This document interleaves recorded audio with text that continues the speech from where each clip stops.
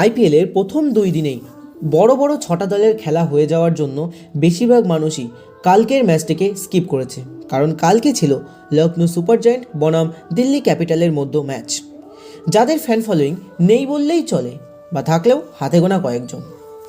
কিন্তু কালকের ম্যাচ যারা মিস করেছে তারা সত্যিই বিশাল কিছু মিস করেছে। কালকের ম্যাচে ঋষভ পন্তের লখনৌ সুপার জায়ান্ট প্রথমে ব্যাটিংয়ে নেমে মিশেল মার্চ এবং নিকোলাস পুরানের 72 এবং 75 রানের ওপর নির্ভর করে 20 ওভারে 209 রানের এক বিশাল টোটাল খাড়া করে।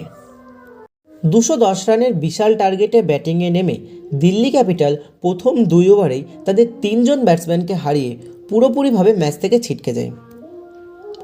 পরবর্তীতে তারা ঠিকঠাক রান রেট মেনটেন করে পাওয়ার প্লে 6 ওভারে 58 রান করলেও 7 ওভারের মধ্যেই তাদের অর্ধেক টিমই ব্যাবিলনে ফিরে যায়। এমন অবস্থায় দাঁড়িয়ে কেউই আশা করেনি দিল্লি সেখান থেকেও ম্যাচ জিততে পারে।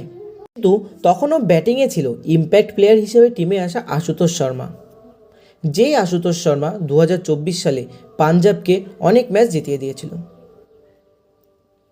ততক্ষণ আশুতোষ শর্মা ম্যাচ বিল্ড করার জন্য 20 বলে 20 রান করলেও পরবর্তী 11 বলে সে 46 রান করে, যার ফলে টোটাল 31 বলে 66 রানের এক বিরাট ইনিংস খেলে হেরে যাওয়া ম্যাচকে জিতিয়ে দেয় দিল্লির।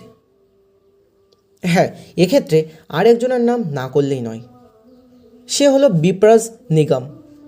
মাত্র 20 বছর বয়সী একটা ছেলে, যে কিনা তার ডেবিউ ম্যাচে 15 বলে 39 রানের এক বিশাল ঝোড়ো ইনিংস খেলে। এই দুইজনার ব্যাটিংয়ের ওপর নির্ভর করে দিল্লি অবশেষে তার হেরে যাওয়া ম্যাচটা জিতে যায়।